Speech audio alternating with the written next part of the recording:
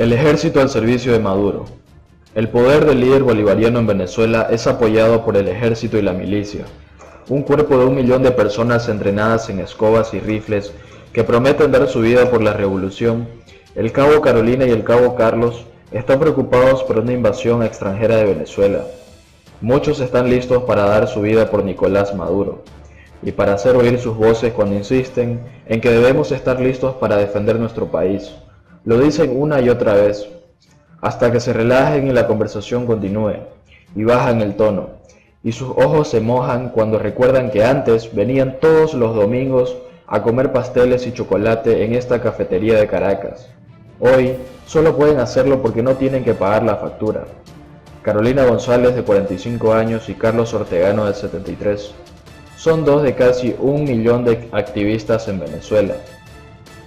Según el gobierno de Maduro, una organización creada por Hugo Chávez para militarizar a la población, y su heredero promete ganar peso para alcanzar los 2 millones este año, deben usarse para defender al país contra una hipotética invasión extranjera, pero, mientras tanto, están dedicados a la vigilancia de los vecinos, a las compañías expropiadas, a ayudar en el metro o a llenar los mitines, una organización al servicio del gobierno que cobra 18.000 bolívares, menos de $6 al mes.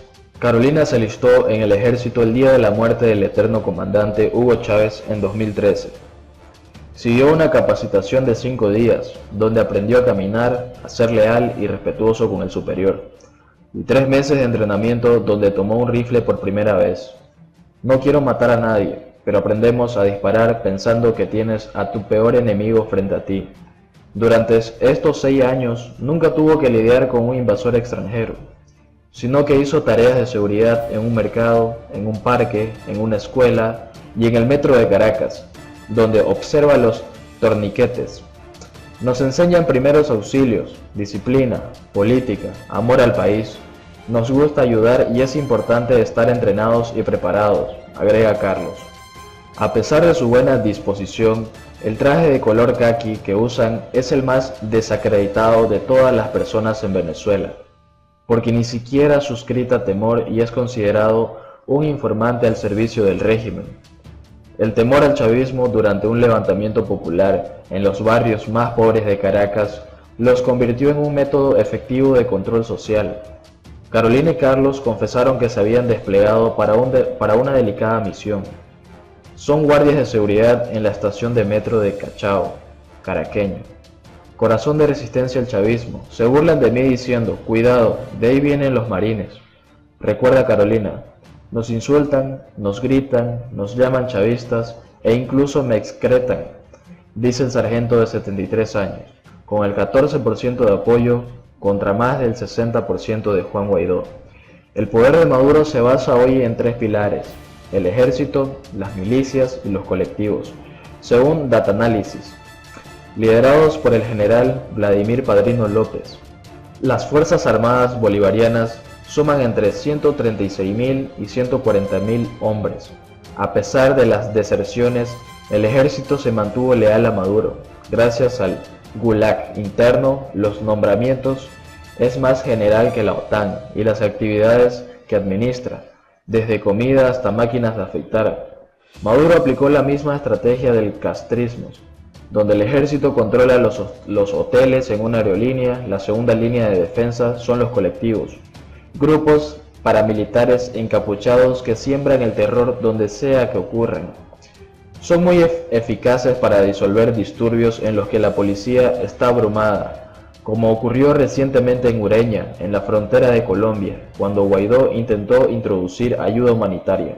La tercera rama de la resistencia cívico-militar es la milicia, una organización civil inventada por Chávez en 2007.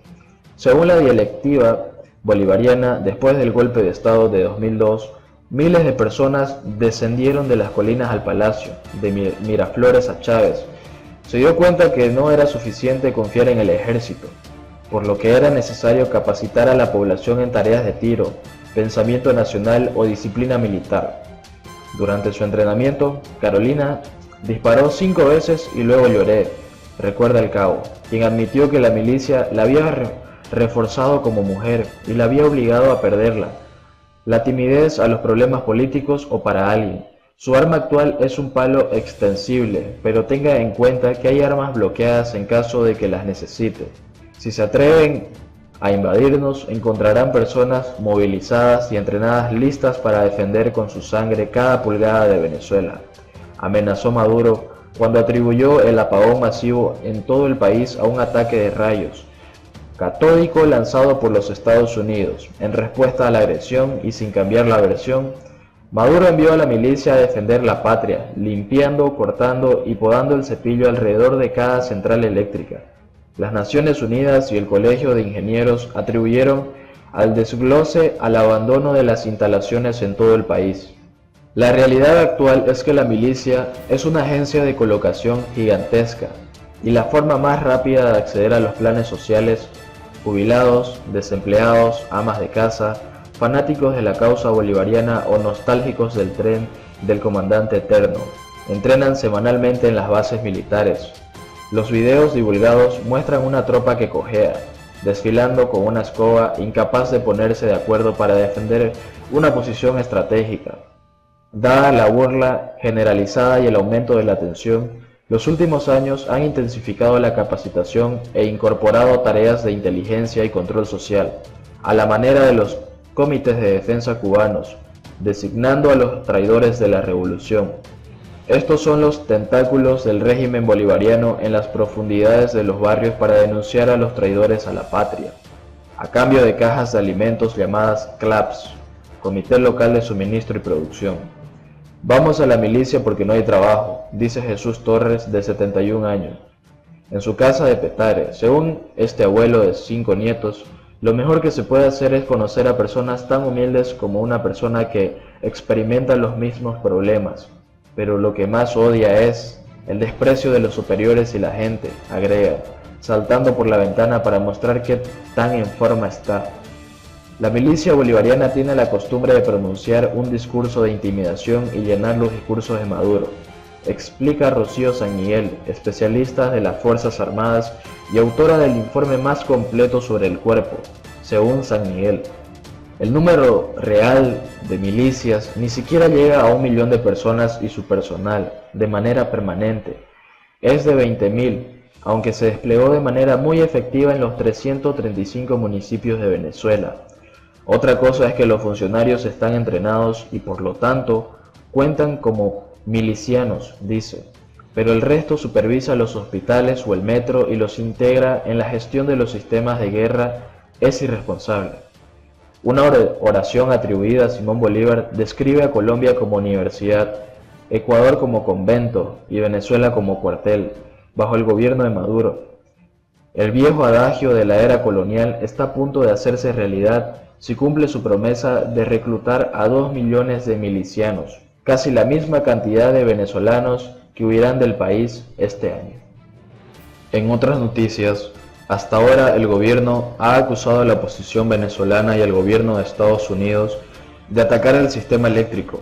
El gobierno venezolano anunció el domingo el establecimiento de una jornada laboral reducida y la continuación de la suspensión de clases por daños de consideración sufridos por el sistema eléctrico del país luego de ataques terroristas, que dijo que se sufrió. El gobierno venezolano ha decidido suspender las actividades escolares en todos los niveles del sistema educativo y se establece una jornada laboral especial de 14 horas en instituciones públicas y privadas, dijo el ministro de Comunicación Jorge Rodríguez en una declaración de liberación. Después, el lunes pasado, Venezuela ha sufrido una serie de cortes de energía que paralizaron las actividades normales en la mayor parte del país y causaron un problema de abastecimiento de agua potable que provocó las primeras manifestaciones en varias regiones del territorio venezolano, afirmó el gobierno de Nicolás Maduro. Rodríguez dijo que el Ejecutivo continúa impresionando a los trabajadores de la compañía eléctrica Corpoelec para estabilizar el sistema de energía en todo el país. Agregó que los ataques terroristas perpetrados por manos criminales que ya habían anunciado su objetivo descarado en diferentes discursos públicos los días anteriores habían causado un daño considerable en el parque de transmisión de la planta hidroeléctrica Guri, la principal. También afectó, dijo, la red de líneas de transmisión, los procesos de conexión y automatización de la maquinaria de producción, el proceso de transmisión y la distribución de energía eléctrica.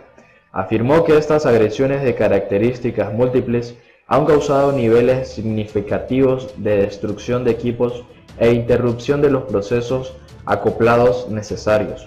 Hasta ahora, el gobierno ha acusado a la oposición venezolana y al gobierno de los Estados Unidos de atacar el sistema eléctrico con métodos electromagnéticos, mecánicos, de rifle de largo alcance y de disparo. El gobierno de Maduro también admitió un fallo en el sistema, aunque como consecuencia de ataques terroristas anteriores. La oposición venezolana, por su parte, critica al gobierno y a la empresa pública Corporación Eléctrica Corpoelec por el aumento de estas fallas que comenzaron hace una década y se han vuelto comunes, especialmente en áreas remotas de Caracas.